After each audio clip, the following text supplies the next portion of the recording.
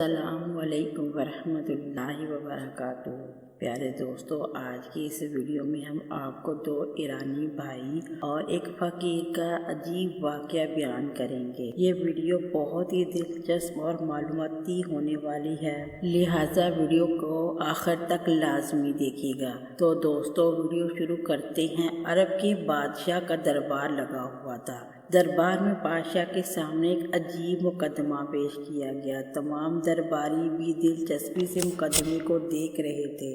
بادشاہ کے سامنے ایک تھیلا پڑا تھا جس میں 100 دینار تھے۔ ایک طرف ایک فقیر کھڑا تھا جو کہتا تھا کہ بادشاہ سلامت کے سامنے جو 100 دیناروں والی تھیلی پڑی ہے وہ میری ہے، جو میں نے بھیک مانگ مانگ کر جمع کی ہے۔ جبکہ دوسری طرف تو ایران سے آئے دو بھائی تھے جن کا کہنا تھا کہ یہ 100 دینار ہمارے پیسے ہیں، ہم نے سخت محنت اور ایمانداری سے گوشت بیچ بیچ کر یہ جمع کیے ہیں۔ بادشاہ نے دونوں کی بات سنی۔ اس شہر کا بادشاہ، جو کہ بہت زیادہ عقل مند تھا، ایسے ہی کوئی بھی فیصلے نہیں کرتا تھا، اس لیے اس نے دونوں فریقین سے اس معاملے میں حقیقت دریافت تاکہ مدعے کی جڑ تک پہنچا جا سکے۔ سب سے پہلے فقیر نے بولنا شروع کیا اور کہنے لگا، بادشاہ سلامت، بھلا آنکھوں کا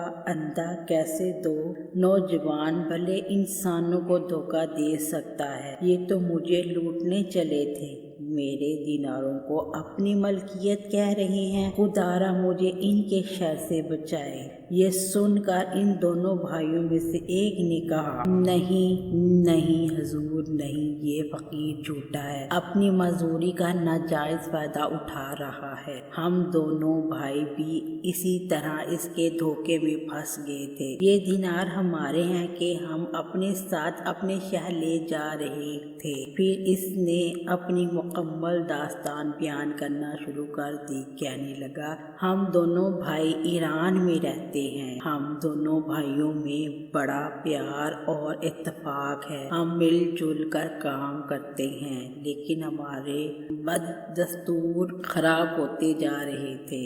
کپڑوں کا کاروبار اچھا تھا جو دیکھتے ہی دیکھتے مندی کا شکار ہوتا چلا گیا اور نوبت اس کو ختم کرنے تک پہنچ گئی، اور معاملہ یہاں تک پہنچا کہ ہمیں کاروبار بند کرنا پڑ گیا۔ اب ہم دونوں اپنے گزر بسر کے لیے اینٹیں پتھر توڑنے پر مجبور ہو گئے۔ بس جو کچھ کماتے اس سے ہمارا دن کا بمشکل گزارا ہوتا۔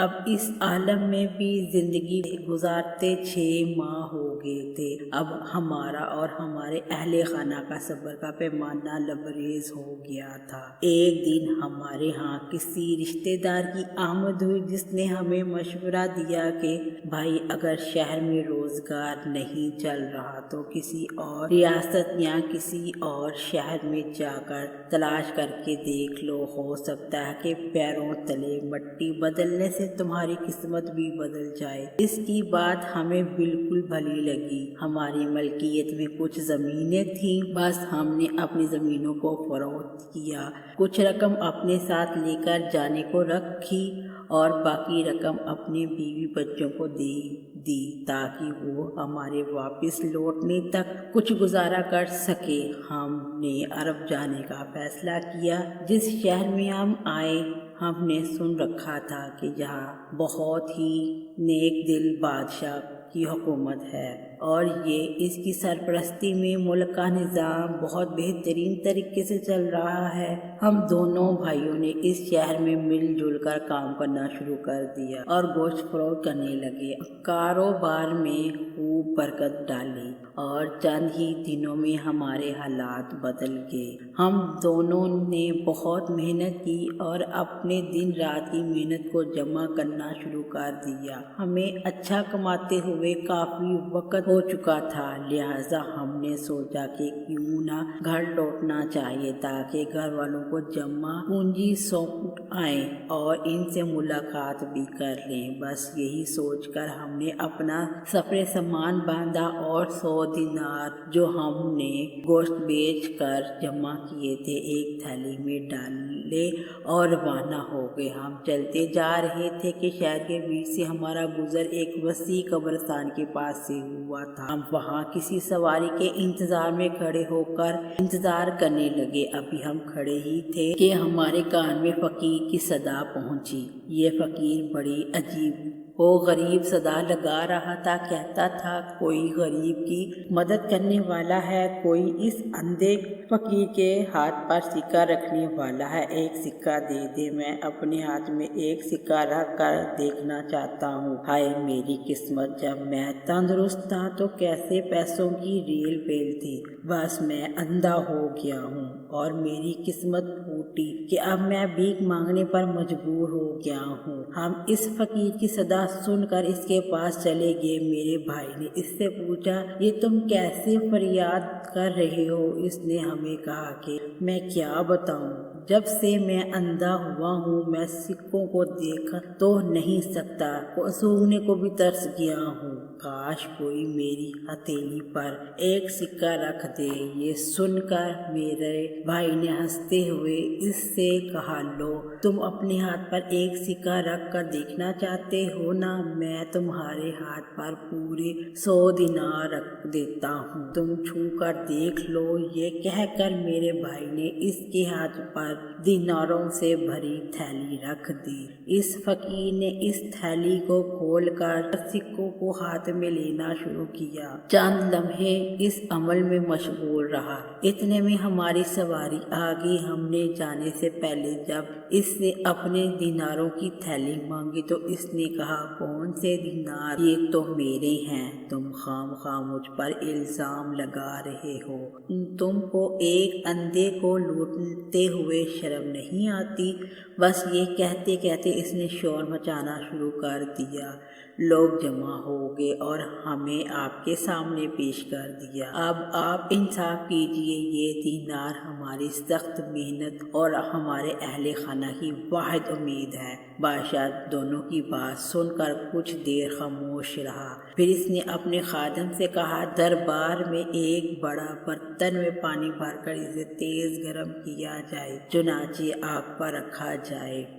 بادشاہ کے حکم کے عین مطابق عمل کیا گیا۔ بادشاہ کے سامنے دربار کے سبھی حاضرین کی موجودگی میں ایک بڑے برتن میں پانی بھر کر اسے پکانا شروع کر دیا گیا، حتیٰ کہ پانی کھولنے لگا۔ دربار میں موجود سبھی منتظر تھے کہ نہ جانے بادشاہ کیا کرنے والا ہے۔ تبھی بادشاہ اٹھا اور دیناروں سے بھری تھیلی کھولتے ہوئے پانی میں ڈال دی۔